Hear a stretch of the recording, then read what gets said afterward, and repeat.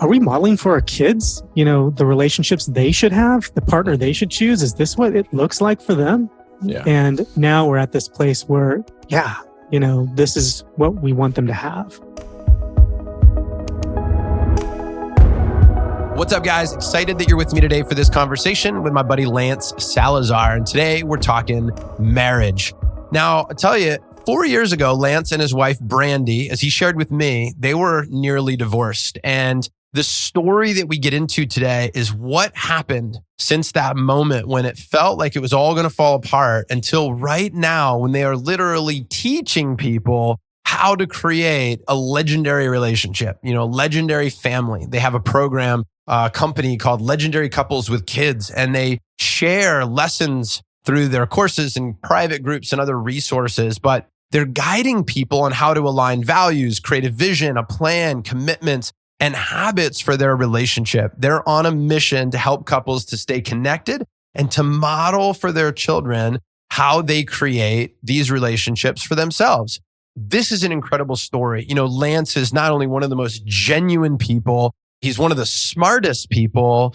Many people don't know this, but he has a PhD. His wife, Brandy, crushed it in business. And one of the things I think is so fascinating, by the way, is they had this beautiful big home, which I've had the privilege of being in. And I remember walking in and going, oh my gosh, this is straight out of a magazine, And they sold that house because they got clear that that's not what they wanted. They moved into a house that was a quarter of the size. They literally stepped away from their professional positions and they wanted to homeschool their kids, reconnect with their family, try different things, to really say, what does an ideal life look like for our family? And they were bold. They were courageous. They made moves. Courageous moves, moves that some people would go, you're insane for doing that. And I look at that and think, man, brilliance. I'm so happy for them. They inspire me. I love following them on social media because when I see pictures and videos of what they're doing as a family, I get ideas of what I can do in the Vroman family. And guys, these are two of my favorite people. Lance is part of our Front Row Dads group, which if you don't know about that, please check it out, because if you're out there and you are a dad who wants to excel in this area, you want to be a better husband, you want to learn how to be more effective with your time, you want to balance, your work and your family in a way that really lights you up and your family up, this may be a group for you. We have some great conversations, some real conversations. We get experts involved. We share resources and ideas. It's a place to ask questions and give resources when you have them. And so all of that is available at frontrowdads.com. Lance has been to a number of our retreats. He is somebody who has spoken at our retreats, and he's just a guy that I love dearly. I think you're going to feel the same way when you chat with him today. So without further ado, ladies and gentlemen, enjoy your front row seat to my buddy Lance Salazar. Lance, front row dad, my hero. What's up, buddy? Hey, the feeling's mutual, my man. You definitely are a big hero of mine. I mean, I got a big story behind that, but we can either share it today or another time, or, we can do some brotherly love later about it. So, whoa, dude, here's what I remember. Our first time meeting was best year ever, 2015? 14, buddy. 14? Oh my gosh. The first one. Holy cow. That's nuts, man. Wow. Yeah, dude, I remember connecting, and then I just remember all the cool moments since then of us building our friendship from, times that we've worked together on different projects, either yours or mine, hanging out with the Front Row Dads. So many different cool things with it's One Life or Best Year Ever. We've really found a way to merge our communities and our families and our experiences in some really cool ways. Yeah, it's been great. I remember meeting you, and you told the story about Tiger trying to climb the wall and the vulnerability of being a dad in that space. And it was that instant I said, I need to know this guy better, because even back then, I was struggling as a father, and I was challenged with meeting any other guys that were vulnerable about talking about fatherhood. So, immediately I said, this guy needs to be in my life, and then the whole Front Row idea, because like I said, I didn't have anybody around me, and going to Hal's first Best Year Ever was the very first event I ever went to. So it was a huge eye-opener to the world of people lifting each other up and supporting each other and being vulnerable and honest. So thank you. Yeah, man, that's cool. And glad that we continue to do these things together. It's just, one of my big missions in life is to build with friends and build everything, build businesses, build families, build communities, just build with friends. And if you're going to do life, it's just so much more fun to do it with people that you think are awesome, and it really adds to the experience. Talking about awesome people, let's talk about your family. Tell all the dads out there listening or anybody out there listening a little bit about the Salazar crew. Dude, the Salazar crew consists of me and my wife, Brandy, who will have been married 13 years next month, actually. Congrats. Hey, thanks, man. And we have 2 daughters, Huli, who is 9.5, and Natalie, who's 6.5, and their birthdays are 3 years and 1 day apart, July 9th and July 10th. So we get a lot of jokes about people stating that we close the bedroom door only 1 time per year at the same time. That's right. That's right. Yeah. So that's the 4 of us. We do a lot of crazy things together. We, took on a new journey this past year of selling what many would consider a dream home that we designed and built that was way too big and taking up way too much of our time and energy to maintain versus connecting as a family. So we sold that big house, bought a tiny house about an hour's drive away on some land where we started a little farm called Artemis Farms, where that serves as a vehicle, an educational vehicle for our 2 daughters, which we just started homeschooling this year. So we could probably talk forever just about what happened in 2017 with the Salazar family, but I'll leave it right there. Man, that is tempting to go down that road and just talk more about that. There's a lot of things I want to ask you about because you've really got an incredible story. And I've got to tell you and all the guys out there listening that when I think about people, when I said hero, I really mean that in the truest sense of the word, like the courage that it takes for you to be able to make these bold moves by aligning with your values and choosing to alter your state of living, alter your work life, and really shake things up. That takes a lot of courage, change, and shifting, and maybe even going against the norm where some people look at you and go, are you crazy? You quit that job, or you sold that house that you've worked so hard to get into? But I see all that and think, man, you've won my respect in some major ways. So props. Hey, thanks, man. Somebody told me, and it's one of my favorite lines, is when your behavior aligns with your values, then you have inner peace. And I think Brandy and I had a lot of values. We'd created the vision of where we wanted our family to go and the values, but we didn't have the behavior. And I think that's what really shifted and changed this past year, was to really say, let's create this vision, a plan, and actually do it. Yeah. That's a lot of what Legendary Couples is really about, is not so much fixing what is broken, but it's really looking out to the horizon, and saying, how do we get there? If our vision of our perfect relationship or our perfect family dynamic is way out there, let's actually start getting there. And how do we do that? In your opinion, Lance, I'm going to go big on the first question here. Just what makes a family great in your mind? That's a great question. For us, it's spending time together and being really present and having direction. I think that what makes us tick and work really well as a family is having direction, is directionalizing, and like I just mentioned, looking off into that horizon and moving forward. Some of our biggest challenges before were almost this unending hamster wheel of just existing. And that didn't work for us. And I don't think it works for a lot of families. I think they get caught up in the rat race and being overly busy and doing maybe too much for the kids and all the sports that they do. And, everyone has their own definition of what that family dynamic really is.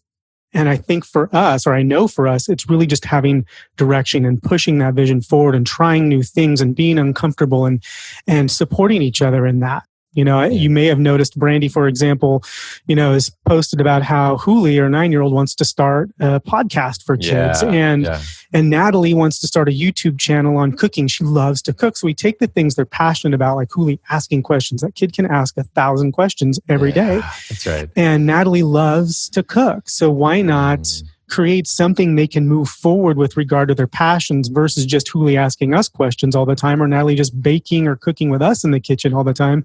Why can't they share those passions with other people? So that's what's important to us. Let's dig into direction a little bit here. there's a couple ways that we could take it. One is maybe to define the word direction as you see it. Another one is to talk about the direction that you really want for your family. And then another would be, how did you come up with this? Like, how does one find direction? How do you end up having clear direction and execution on that? So kind of choose your own adventure there of where you want to take that. Well, yeah, that's actually a great question. But for us, well, it really goes back to our story of almost being divorced. We decided to basically separate, and then immediately within days said, let's work on ourselves and see where it goes. Because if we're not going to be, the kids were kind of the focus, not some, the main focus with the kids was regard to making sure they knew what a great relationship looked like. And if that meant not being together, me and Brandy, and being better people for the next people we were with to show our kids what real relationships look like or great relationships look like, then that was what we were going to do. But the epiphany came with me and Brandy when we looked back on our relationship prior to almost getting divorced. And it wasn't always bad. There were moments of being good and moments of it not. But two moments at least. Right. Usually around December or January. For sure, right? That we procreated. So there were a couple of great moments. But let me just tell you a brief story. When things were good, when we felt connected, I would always think in the back of my mind, John, when it wasn't going to be, I would think, wow, things are really good right now. I wonder how long it's going to be before it's not. Right. And we realized all we were doing was fixing what was broken. It's very actually appreciative inquiry. It's so great that, our good friend John Berghoff introduced us to that because we had no idea how to label it. And, can you take a quick sidestep there and tell people what that is for anybody listening that doesn't know what appreciative inquiry is? Yeah, appreciative inquiry for us in our relationship really meant creating positive questions, moving. The best way to explain it with our marriage is really getting past the point of neutrality, getting past the point of the start or the beginning, and getting way beyond that. Instead of saying we have, 5 or 6 broken issues, what are the things that are good about the relationship, and how can we magnify that? How can we use those strengths to propel us forward, on that definition of the perfect marriage or the perfect family dynamic for us? And so, Brandy and I kept getting to these points of like, okay, well, we suck at X, Y, and Z. Let's fix X, Y, and Z. And then we were back to the start. And then things would break down again, just like anything like a car or whatever else. You fix it, then it breaks. You fix it, then it breaks. But when we finally looked back and said, we can't do this anymore, we need to create a definition of what the perfect marriage looks like. And we need to go beyond just fixing what is broken. Yeah. And then let's get there. Yeah. And that's when everything changed for us. And even if you fast forward till this day, one of your passions is, and you have several, which is good, but it's this legendary couples, right? This is a passion of yours. And tell us about where you are now and why are you talking about legendary couples? What is it about this? What do you want to help the world to do? Why this project? Well, how legendary couples even came about was really kind of accidental in a lot of ways. When Brandy and I both decided to stick together and work on ourselves, we did what we called putting the marriage on the shelf. That's a term Brandy coined. And really what it did is it just relieved ourselves of the pressure of maintaining the marriage other than just keeping the lights on, so to speak, and working on ourselves. Well, once we did that and we decided we actually really liked each other and loved each other. And so we started to make some changes and some shifts. I know you and I talked about, I ended up, I wasn't happy with my job. And I went and got a certification in integrative nutrition from Institute for Integrative Nutrition. And I started, doing some coaching stuff with some guys, local friends of mine to kind of practice coaching because I'm a pharmacist, right? Coaching really wasn't in my wheelhouse. So how do I practice this? And every conversation or every, client I had wanted to talk about their marriage when we talked about relationships as being one of the, values with regard to the holistic, integrative process of getting well. Mm-hmm. Brandy had a little side gig going on where she was just coaching women and she was coaching them on balance and priority. And it all went back to relationships and marriage. And we both kind of met and we would talk about the things we were hearing. And we kind of sort of looked outward to the places on Facebook and noticed that people weren't really being vulnerable. People weren't really being honest, except when they were talking to us. And a big aha came about, and we said, we need to do this together. We need to show that there's a couple out there that's just like everybody else. Brandy and I are no different. We struggled with the same challenges everybody else was struggling with or are struggling with. But let's get real about that, and let's talk about it, and let's lift each other up and help each other. I don't know what it is, JV, about our culture, but it seems that we kind of sweep a lot of things under the carpet, and we want everybody to look at us as though everything is perfect. And that was something that drove me and Brandy crazy, because even though our relationship was terrible, if you went back and looked at our Facebook feed back then, it looked like we were perfect. Like we were this perfect couple, and on the inside, we were not. And we were just like everybody else, doing that. Sometimes I say to Tatiana, I'm like, if there was a hidden camera in my house and people could see what actually took place in here, maybe nobody would listen to my podcast. Maybe nobody would buy my book, right? Yeah, it's totally. And that crap still comes up. All of the old challenges that we had before are still there. The triggers are still there. We just have better awareness around how to resolve them, right? When the things come up that used to come up before, instead of blaming, you put your own DNA on this situation, and you learn how to resolve those conflicts more quickly and better, and you learn from them. Instead of the argument, wasting the argument on being pissed off, you can learn from it. You can learn from the disagreement. Yeah. So there's a guy out there listening right now, and he's thinking, all right, I want a legendary marriage, right? I want a legendary relationship. I don't want stagnant, neutral, basic, level one. Our listeners tend to be guys that are high performers anyway. They're excelling in areas of life, and they're wise people, but they also have the wisdom to know there's more to learn, right? They know there's something else. It's appreciating the moment and pursuing excellence beyond that. So what does it take for the guys out there listening to have a legendary relationship? What are their strategies or steps, or what philosophies do they need to adopt? Well, I really love the way you describe that, John, because it sounds crazy because we're talking about emotion and love and your spouse or your partner. And when you talk about, your main audience of dads being these entrepreneurs and high performers, the way you often get there is not unlike what they're doing for business or what they're doing for health. Right? They know I want to perform X in my business, this year. So what do I need to do to get there? How many sales calls do I need to make? How many, deals do I need to close? Or, what milestones do I need to achieve in the next year to get where I want to be, at the end of, let's say, 2018. Or let's look at health, right? I want to lose 10 pounds or I want to gain 10 pounds of muscle. What are you going to do? I'm going to go and run X amount of days or for how many miles or for how much time every day. And I'm going to measure this in, April. I'm going to measure this in May.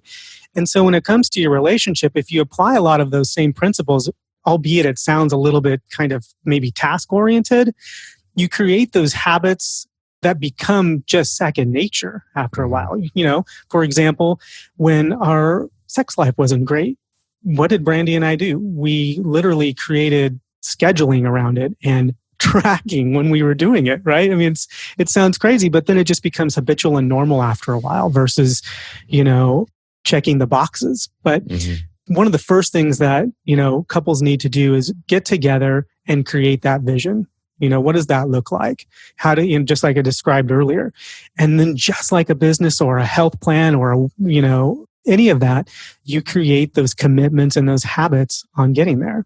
How does somebody create a vision? Like I'm thinking to myself, all right, I'll just use myself as an example. So if you're in a relationship with somebody that isn't into personal growth like you are, right? Sometimes the idea of sitting down, creating a vision sounds like work.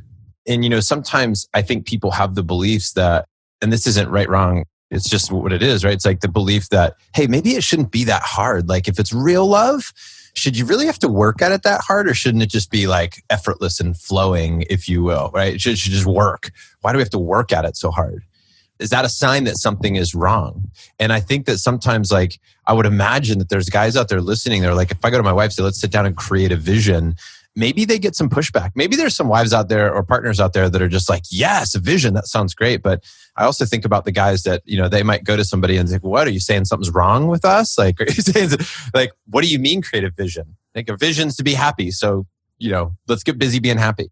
Well, for my personal opinion, John, you're talking about misalignment then in a lot of ways, because for our philosophy, we believe that couples need to be aligned. One of my favorite quotes is, life has taught us that love is not in gazing at each other, but, standing side by side, looking outward in the same direction. And I love this one so much because I pretty much have it memorized. Life has taught us that love is not in gazing at each other, but in standing side by side, looking outward in the same direction. That's great. And I think that the first sign, you just mentioned it, if a husband goes to his wife and says, we need to create this vision and this plan for our relationship, and they get pushback, there's a first sign that there's a misalignment, because we believe that if your marriage, here I got quotes up the wazoo here, buddy. I think Woody Allen said this in one of his movies. Relationships are like a shark. If they're not moving forward, then they're just dying. So we believe that relationships, just like the family unit, they need to move forward. It's not this place of just sitting there cohabitating or coexisting. They're in a lot of ways they're a personal growth tool. You don't work on a marriage. That marriage is in a lot of ways working on you. And if you're not putting time into it to move it forward and cultivate it, then it could fail, or you just exist in just this basic, to us, boring relationship. Yeah.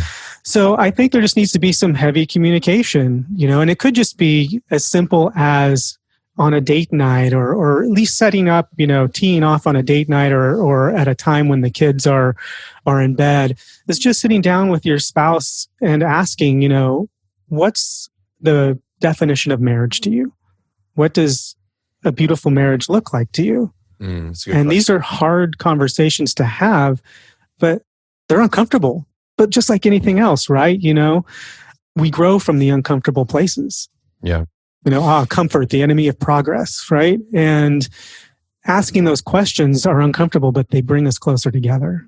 So let's ask you the question of what does an awesome marriage look like for you personally? Man, that's a loaded question. Because Brandy's going to listen to this show. Well, but here's what's great is we talk about it all the time. That's kind of what we're always working on.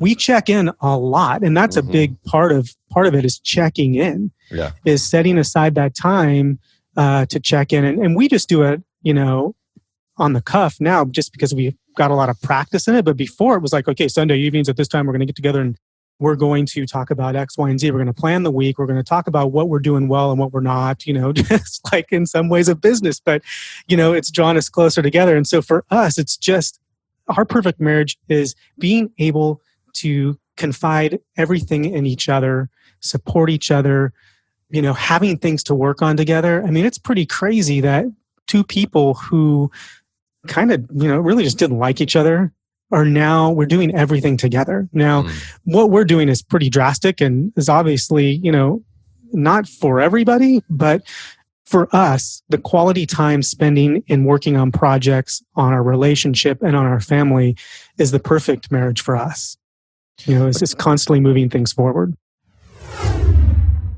Hey guys, I want to take a second to tell you about our Front Row Dads Retreat. If you would value connecting with a brotherhood of like-minded and like-hearted guys who want to deepen their sense of purpose and meaning as fathers and within their families, and to talk about and share the best practices and the strategies for ultimate family success, then this event might be for you.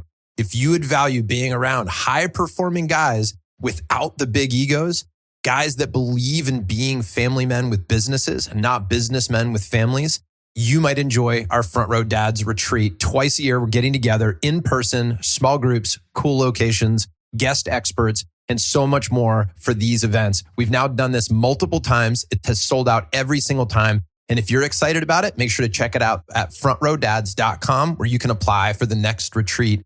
Now, hey, one of the things you might be wondering is, does leaving my family make me a better dad or husband?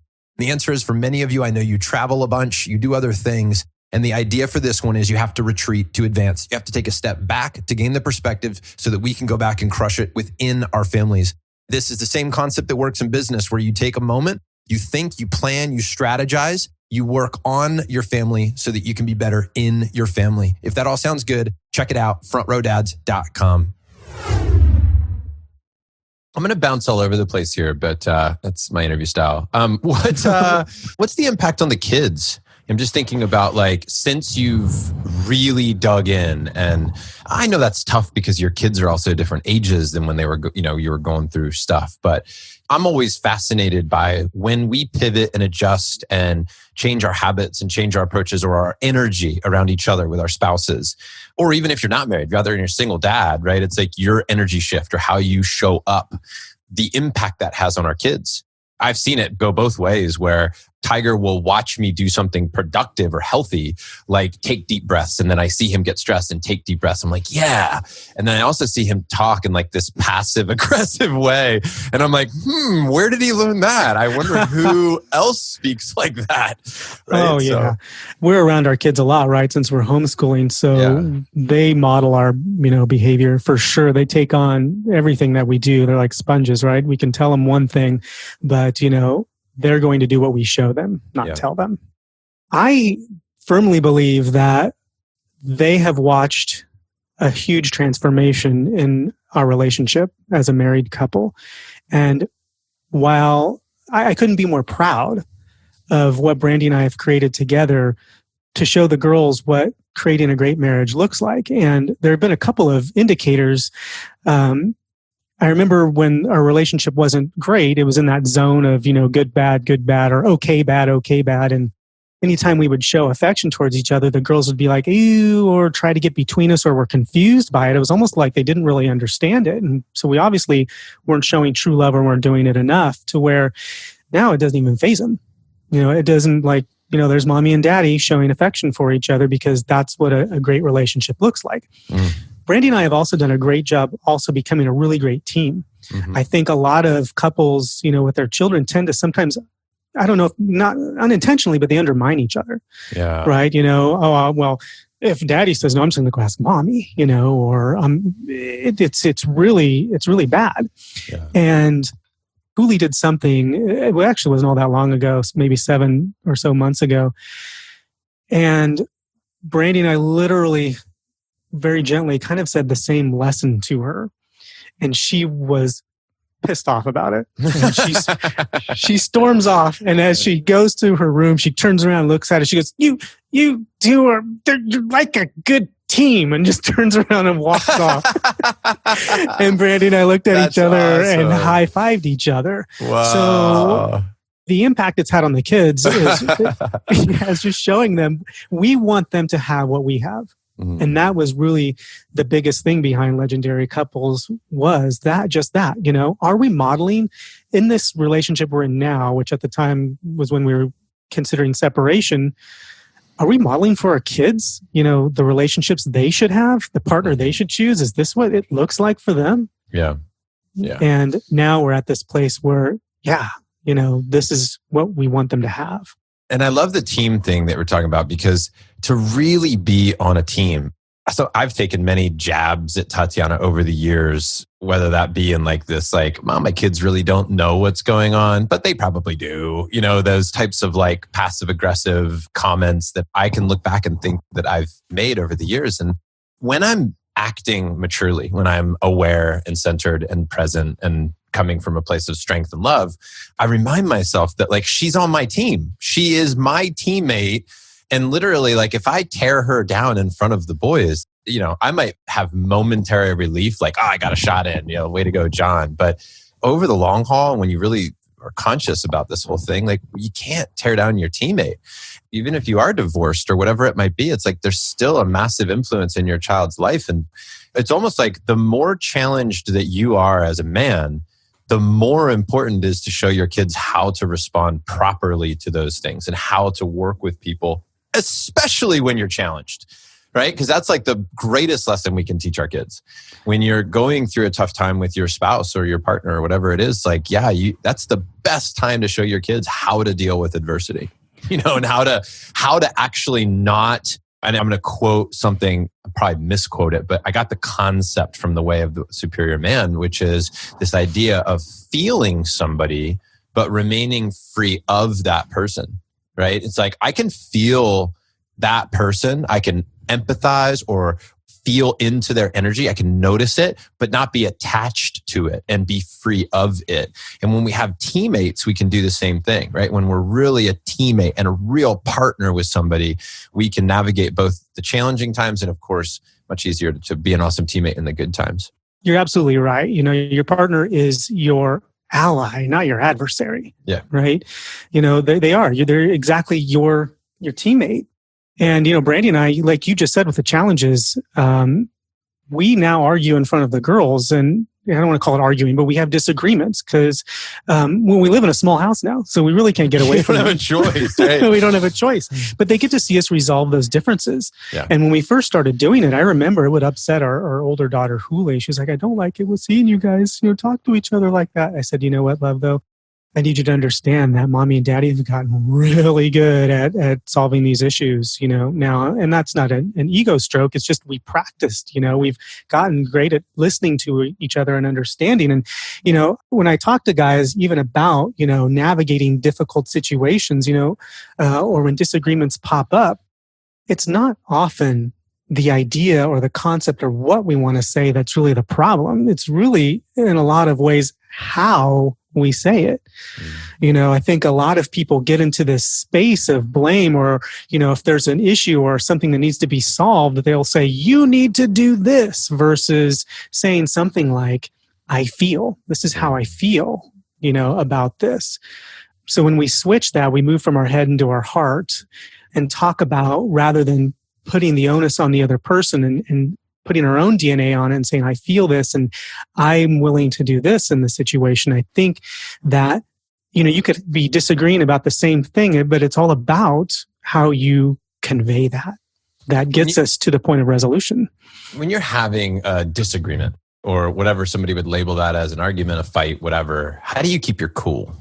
Self-awareness, that's really a lot of what it boils down to, is really moving away from that space of getting caught in the maze of the frustration and playing back, what just happened and creating resentment, like, I'm frustrated about this and this person annoys me about this. And all of a sudden, over time, that just builds resentment. But if you come from a place of love, listening to understand, when you're in that moment and coming from a space of love, just like we talked about, they are your ally, and your team. You're trying to, in a lot of ways, accomplish a similar goal. You just might have a different way of getting there. And you listen and understand and talk about how it makes you feel. And suddenly there's, I don't want to call it, it's not a compromise, but it's definitely a situation where you can both live with. I don't know if I'm totally explaining that well enough, but it really becomes a matter of identifying those triggers. And for me, doing a lot of meditation really helped a lot for me to identify those things that frustrated me in a moment of disagreement, to change perspective and to listen to Brandy and understand where she was coming from versus, putting out my own attached agenda, on the situation. Let's talk a little bit about your philosophy, just in general. So we're going to go big picture here.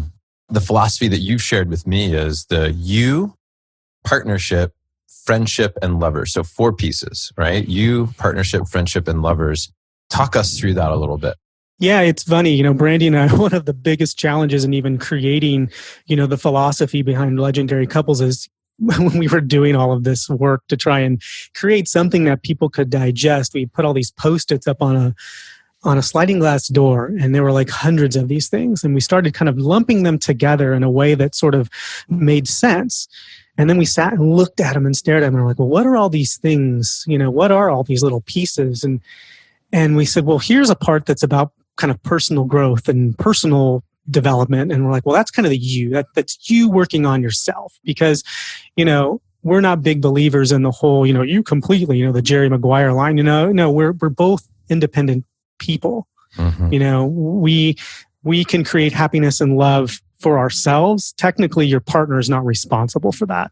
You are responsible for that for That's yourself. a tough lesson to learn. It's really tough. It's really, really tough. Because I keep wanting Tatiana to be responsible. Yeah. So that was the you part. We're like, well, that's about the personal growth and the personal development piece. And we're like, well, what are all these parts about, finances and getting the kids to school or bill, and taking out the garbage or whatever else? What's all this? And we're like, well, that's kind of the partnership. That's sort of the business side of the relationship. Mm-hmm. Just keeping things in order, the home environment and all of it's kind of the non-sexy stuff in a lot of ways. And then we looked at things like sort of like date nights and having fun together and just, making each other laugh. And we thought, well, that's like a friendship. That's, like a really close, like your best friend. And then we were like, well, what's the intimacy, the true vulnerability, the sex, any of those things that only you and your partner know about each other? That's the lover's piece. Mm. And we looked at them almost in this like hierarchy. We're like, you really need to get your own shit together and the you before you can really create a great partnership. Mm-hmm. And then once you kind of get those things dialed in, the business side of it, then you can really move into the friendship to enjoying each other. Oh shit, yeah, we actually really like each other. This is great. Mm-hmm. You can still make me laugh and I don't hate you anymore. And once you build that sort of good friendship, you can really cultivate the honest, sincere, true intimacy. Mm-hmm. And I think what happens for us, and we think what happens with a lot of couples, if you look at the cycle of a relationship a lot, when you first meet somebody, there's all those butterflies and rainbows and unicorns and all that stuff. And it really starts off as a friendship and getting to know each other. And, we like hanging out and we go on dates and we do all this fun crap together. And then you get more intimate and those things start to happen. And you get married. And so there's all this friendship and lovey-dovey crap going on. Well, for us, then we had kids. And suddenly we were thrust into this hamster wheel of survival. Yeah. Keeping the baby alive. And as they get older, job number one. Right. Working all day, not connecting. It's really a matter of just survival. Yeah. And I think a lot of couples like us get stuck in that. They don't know how to get out of that. And the resentment builds up and they're like, this is not what I thought this crap was supposed to be. When we got together, it was all, we could go and taste wine at any given moment. And now we can't, and it sucks. And so then you're not even working on yourself. So for us, we got stuck in that partnership. We got stuck. And we that's when we said, we got to work on ourselves. And when we did that, we decided we really did care about each other and we really did like each other. Well, let's look at this partnership piece now and create a system around it. Let's actually decide who does what and what are the strengths and who handles this versus, blaming and, saying, well, I changed this many diapers or whatever else. Why don't you just agree that one person changes the diapers or you don't, or whoever just changes it at any given moment. You need to have those talks, those understanding about who's doing what, just like in a business, right? Everybody kind of has their role. And then from there, once that's sort of in clockwork, you can really start to enjoy each other. And that's what happened with me and Brandy. We worked on ourselves, liked each other, got that business side of the relationship handled so it wasn't a hamster wheel. And the doors just blew wide open, John. I mean, it was huge. We could really, truly enjoy each other, communicate in a loving manner, make each other laugh, enjoy each other. Date nights were awesome. And then it cultivated into the true intimacy, of being truly vulnerable and sharing each other's deepest desires and secrets and, like even needs in the bedroom, those were things Brandy and I never talked about before. We would just have sex, right? What is it? What do you really want out of that? Am I really doing what you need to fulfill you in this space? Hey, let's get real here for a second. Ladies and gentlemen, if you've got kids in the car, this is where you might want to turn the volume down or pause this for a later moment. Put your headphones on. You might need to say that at the beginning of the podcast. So maybe I'll add that into the intro. But, hey, the question I have is that when it comes to the bedroom, I could have probably picked a better phrase for that. But, what worked for you there? Like, all kidding aside, I know that when we ran a dad's training call, this was part of what we talked about, and somebody might be listening and thinking like, what does this have to do with being a better dad? And then I'd say, this has everything to do with being a better dad. Because this is the you part in some ways, and it's the lover part, right? It's you taking care of yourself and taking care of your partner and feeling fulfilled and connected. And then, oftentimes your best parenting happens when you're in a great place, when your partnership is in a great place. And what happens behind the bedroom doors is a part of that. So like if there was like one I keep in my mind saying things that sound funny when I say them out loud. Like if there was one tip that you could give the guys, what would it be about success behind the bedroom doors? Yeah. Okay. So I've got two, and I'll try and make them quick because this is what happened for me and for us. I realized that, and I think this is true for a lot of men, at least what I talk to, is that they're fulfilling their own needs versus the one for their partner. Mm-hmm. Right. And so I love the book, and I can't remember the author for the life of me, but there's this book called She Comes First. Mm-hmm. And that's exactly what the title implies, right? Is really taking care of your partner's needs before your own in the bedroom. And that opened the doors up for really me and Brandy getting vulnerable for her to say, well, this is what I like, and this is what I enjoy, and this is what would fulfill me in the bedroom. And hearing her, listening to her, and actually acting upon that.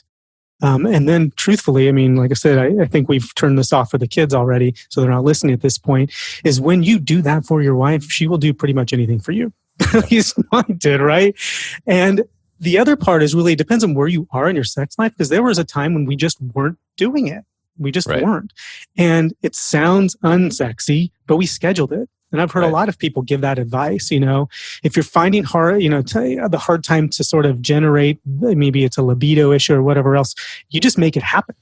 Right. So there are times where Brandy and I are really not doing that whole passionate sort of fulfilling the needs type of thing per se, is it's just, let's just do it, a few days in a row, just so we can grease the wheels, so to speak. And then you can move into that space. So it is fulfilling your partner's needs. And if you're not doing it at all, is to schedule sex. Yeah. Find the time. So that book, you've suggested that book. That should become one of our book club books for the front row dads. I think that'll be a must topic. So that's it. I'm so glad that we talk about that, because those are things that we don't get a chance to talk about a lot, and we don't put a lot of attention on as men. The simple philosophy that she comes first is actually super important. And I think that it's easy to get out of that space. I think when you're dating or you're in a new relationship, you're always working really, really hard to take care of the other person. And then when you get comfortable with somebody, you're like, well, they're married to me, they're committed to me, they're not going to go anywhere. We tend to back off, and we tend to treat them more like, hey, you're not going anywhere, so I don't have to work so hard to, make you feel like you're the main priority. And we shift a little bit until sometimes we have a bump in the road, and we get, knocked into, a space of consciousness where we go, wait a minute, I need to go back to that place to really this is not a 50-50 partnership. This is 100-100, right? Like in my relationship, I know it works when I give 100%, not expecting anything in return. Like I have an affirmation I read about, my relationship every day. And one of them is, I don't need Tatiana's permission in order to treat her amazingly well. And I don't need her to respond perfectly all the times with extreme gratitude and love and respect and like, wow, you're amazing. In order for me just to recognize that my actions, I act in a certain way because it's who I am. And that's the personal ownership piece, right? That's the aligning with yourself when your behaviors and your values and beliefs all line up. It's like, I'm a giver, period. Whether you like it or not. Like, I don't need you to say thank you to me. I love it. I appreciate it. That's awesome. I'd prefer it, but I don't need it. I just need to make sure that I can answer to myself about how I'm showing up in this relationship. Yeah, totally. We should never keep score in our relationship like that. You're going to lose. You're going, yeah. No, yeah. Attachment leads to suffering. If you have that expectation around your spouse, I mean, you're going to suffer. 100%. So, yeah. I love the way you put that. Lance, last question would be, as you march forward with legendary couples, talk to us a little bit about if this is wildly successful. In other words, you look into the future, whether that be a year or 10 or 30 years down the road. If Legendary Couples does what you want it to do for the world, what has it achieved? Well, it has given people the understanding that I mentioned earlier about directionalizing their relationship and looking on to, as a couple, agreeing upon that vision of what their perfect marriage or their perfect family life looks like and taking the actionable steps of getting there. Brandy and I have talked recently about, what is the central core mission, about Legendary Couples? Are we just another couple that's helping people fix what's broken, or like you have these problems, well, this is what you do to fix these problems? We're like, no, we want to teach couples that they can dream. They can dream about what that looks like, and they can take steps and create habits and ways of getting there. That's what we want. And we want people to be honest and open and supportive of each other. None of this sweeping under the carpet crap about the bad things that are going on in relationships. We need to lift each other up. We need to encourage each other. We need to support each other. And we need to help each other in that mission of moving forward in our marriages and our relationships. Very cool.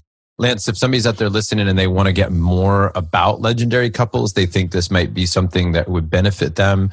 Tell us a little bit about like who would be a perfect candidate for this program and how would they get access to it? Yeah, absolutely. So we're all over the place at this moment as far as where you can find us. We have a website, legendarycouples.com, where we have a couple of courses that right for now we're building a few more courses. The courses we have out there, what are called resets. It's sort of like if you're not communicating, it's the foundational piece of creating that plan and that vision and saying, okay, well, this is what we're going to commit to get there. And that's out at legendarycouples.com in the courses section. Or if you just want to, follow us and our crazy story of what's going on with our family and Artemis Farms and the kids' crazy adventures, you can follow us on Instagram at legendary.couples. And you can find us on Facebook under Legendary Couples with Kids. Those are the places. That's awesome. Well, Lance, I'm so grateful that we were able to make time to pull this off today. It was so valuable for me and guys out there listening. Lance and I would both invite you in. Lance is one of our front row dads, and we'd love for you to come and hang out with us and chat about parenting and your relationships and all the things relating to being the dad that your family deserves and that you want to be. So we both invite you to come hang out with us. Lance, I'm excited to spend some time with you in 2018. I don't know exactly when and where that will be, but I know you're very busy and I'm grateful for any of those minutes and moments that we get. Thanks for being on the show, buddy. Thanks for opening up and just bestowing us with a little bit of your wisdom that you've gained over the years. It's been really, really cool. Is there anything that we didn't get a chance to talk to that just final words, anything for the group? No, I just want to back up what you just said about front row dads. The retreats, the events have been the highlights of my year. They're amazing times for men to get together to talk about the real issues around, marriage and family and the struggles.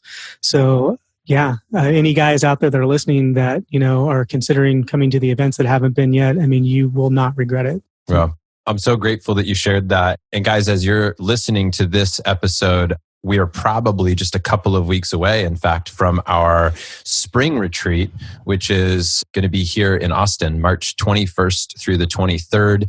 And if you want to find out more information about that, I'd imagine that it might be sold out by the time that you're listening to this, but on the off chance it's not, you can get more info at frontrowdads.com. We'll also put all the suggestions that Lance gave and links to legendary couples on the website as well. So guys, thanks for listening today. And Lance, thanks for being with us. Really, this was a lot of fun. Hey, John, thanks for having me. Thanks for inviting me on the call. I loved it. Thank you. Thanks for listening today, fellas. If you got value from this episode, I ask that you take 1 second right now and you share this with another dad in your life that you respect, that you know is committed to becoming a better man, family man, and businessman. And on that note, I want to honor you for choosing growth. Your family will thank you years from now for all the effort that you're putting in to learn the strategies so you can show up more fully for them today. Take care.